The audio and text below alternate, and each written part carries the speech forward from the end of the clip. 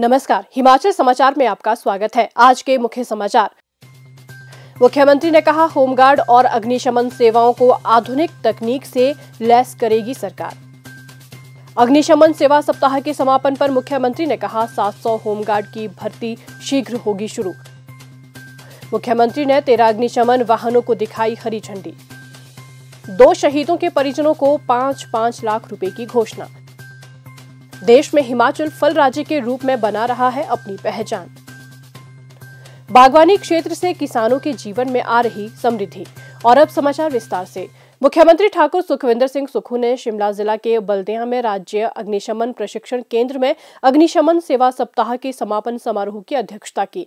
समापन समारोह के दौरान अग्निशमन विभाग के कर्मियों द्वारा अग्निशमन और बचाव कार्यों का प्रभावशाली प्रदर्शन किया गया। मुख्यमंत्री ने विभाग की आपातकालीन प्रतिक्रिया क्षमताओं को बढ़ाने के लिए 13 नए अग्निशमन वाहनों को भी हरी झंडी दिखाई। समारोह के दौरान मुख्यमंत्री ठाकुर सुखविंदर सिंह सुक्खू ने अग्निशमन सेवा कर्मियों को उनकी अनुकरणीय सेवाओं के लिए सम्मानित किया और 14 से 20 अप्रैल तक आयोजित अग्निशमन सेवा सप्ताह के दौरान आयोजित विभिन्न प्रतियोगिताओं के विजेताओं को पुरस्कार प्रदान किए। उन्होंने शहीद स्मारक पर श्रद्धांजलि भी अर्पित की और सोलन जिला के नालागढ़ में वर्ष 2009 में ड्यूटी के दौरान शहीद हुए 2 अग्निशमन कर्मियों शहीद जोगिंदर पाल और शहीद घनश्याम के परिजनों को 5-5 लाख रुपए की वित्तीय सहायता प्रदान करने की घोषणा की। मुख्यमंत्री ने अग्निशमन, होमगार्ड और पुलिस कर्मियों की बहादुरी और कार्य के प्रति समर्पण भाव की सराहना करते हुए कहा कि आग की भयावहता के बीच जान माल की रक्षा करना कर्तव्य के निर्वहन के साथ साथ एक महान सेवा भी है। उन्होंने इस बात पर बल दिया कि भौगोलिक परिस्थितियों के दृष्टिगत हिमाचल प्रदेश की प्राकृतिक आपदाओं के प्रति संवेदनशीलता को देखते हुए राज्य सरकार अग्निशमन सेवाओं को सुदृढ़ करने के लिए सक्रिय रूप से कार्य कर रही है। अग्निशमन सेवा सप्ताह के इस विशेष आयोजन के लिए मैं आप सभी को बधाई देता हूं। यह अवसर हमारे फायर डिपार्टमेंट की निस्वार्थ सेवा और शौर्य को याद करने और सम्मानित करने का है। हमें हमेशा याद रखना चाहिए कि आग की लपटों से लड़कर जान माल की सुरक्षा सुनिश्चित करना केवल एक जिम्मेदारी नहीं बल्कि एक सेवा धर्म भी है। प्रदेश में फायर सर्विस को मजबूत देने की दिशा में हमारी सरकार निरंतर प्रयास कर रही है, क्योंकि एक पहाड़ी राज्य होने के कारण यहाँ विभिन्न आपदाओं का खतरा हमेशा बना रहता है। हमारी सरकार द्वारा जिला हमीरपुर के नदौन में एक उप दमकल, जिला शिमला के देहया, उपादेश और शिमला में 3 नई दमकल चौकियां और जिला कांगड़ा के इंदौरा में एक दमकल उप केंद्र को क्रियाशील किया गया है। नेरवा दमकल चौकी को शीघ्र ही शुरू किया जाएगा।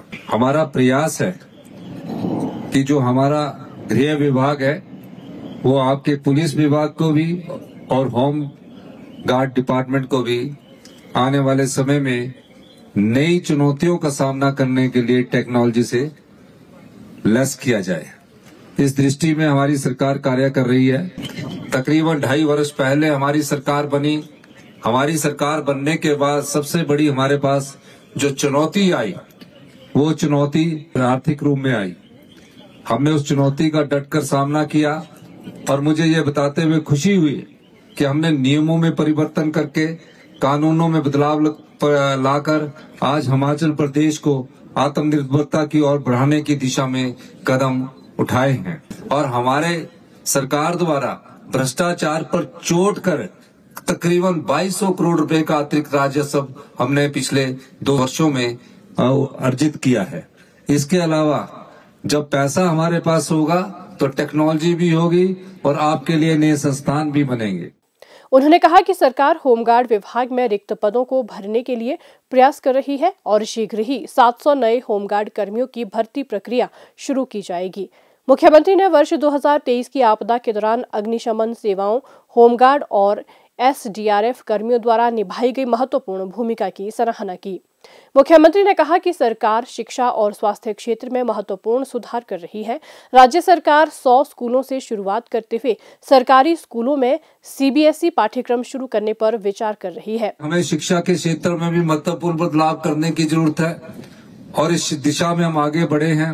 आने वाले समय में हम शिक्षा के क्षेत्र में सीबीएसई बोर्ड के द्वारा जो गवर्नमेंट स्कूल है उसमें भी सीबीएसई की एजुकेशन की पढ़ाई को और सीबीएसई बोर्ड के एग्जामिनेशन को गवर्नमेंट स्कूल में शुरू करने की दिशा में हमारी सरकार कार्य करेगी। जो हमारा एचपी बोर्ड है उसके अलावा पूरे प्रदेश में तकरीबन आने वाले समय में 100 स्कूलों को हम सीबीएसई बोर्ड से जोड़ेंगे ताकि शिक्षा के स्तर में गुणात्मक सुधार हो। जब हम आए थे उसमें शिक्षा के गुणात्मक सुधार में हम 21वें स्थान पर थे। आज हमारे प्रयासों से असर की रिपोर्ट के अनुसार हम देश में पहले नंबर पर पहुंच चुके हैं। प्रदेश के लोगों को बेहतर चिकित्सा सेवाएं प्रदान करने के लिए स्वास्थ्य क्षेत्र में सुधार किए जा रहे हैं। मुख्यमंत्री ने आश्वासन दिया कि इन प्रयासों के सुखद और सकारात्मक परिणाम भविष्य में सामने आएंगे।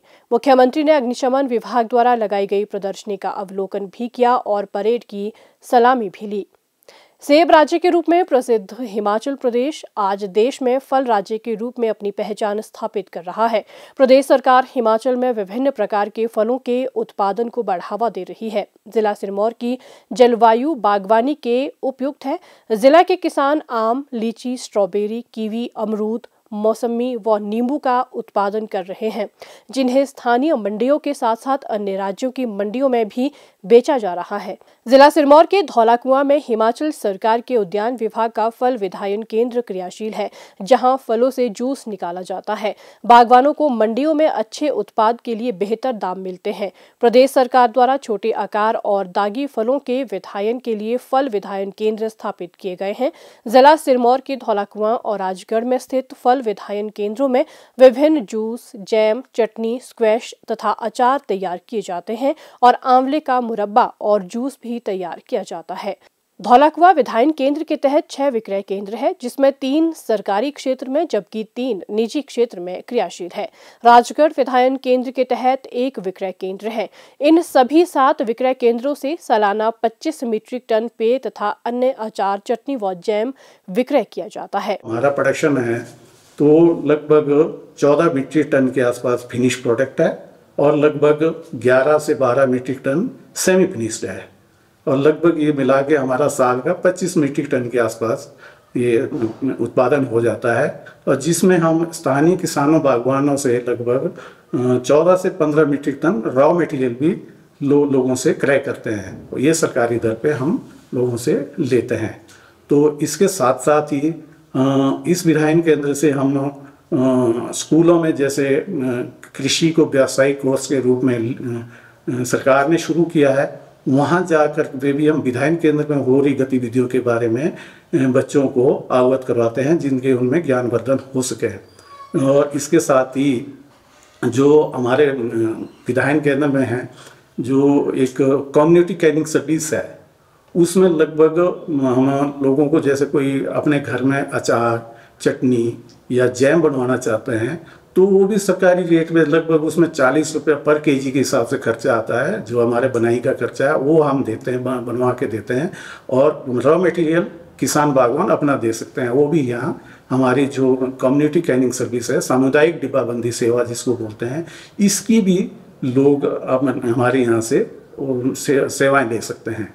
और इसके साथ ही हम गांव में जाकर जो जैसे गांव में स्वयं सहायता समूह हैं, युवा बेरोजगार युवा युवतियां हैं और स्थानीय किसान बागवान हैं, उनके यहाँ जाकर हम 1 दिवसीय प्रशिक्षण शिविर भी वहाँ जाकर लगाते हैं, जिसमें बढ़ चढ़कर लोग भाग लेते हैं। और इस साल भी हमने लगभग जो स्थानीय किसान बागवानों के लिए 13 प्रशिक्षण शिविर लगाए हैं और जिसमें लगभग 500 के आसपास किसानों बागवानों महिलाओं ने भाग लिया है। प्रदेश सरकार की योजनाओं से बागवानी क्षेत्र का विस्तार हो रहा है और किसान हितैषी योजनाएं किसानों की तकदीर बदलने में मददगार साबित हो रही है। हिमाचल समाचार देखने के लिए सब्सक्राइब करें यूट्यूब चैनल हिमाचल समाचार, लाइक करें Facebook page information and public relations department Himachal Pradesh और CMO हिमाचल, फॉलो करें x@DPRHP और CMO हिमाचल, फॉलो करें इंस्टाग्राम @DIPR हिमाचल और CMO हिमाचल, विजिट करें वेबसाइट www.himachalpr.gov.in। इस अंक में इतना ही। कल फिर होगी मुलाकात। दीजिए इजाजत। नमस्कार।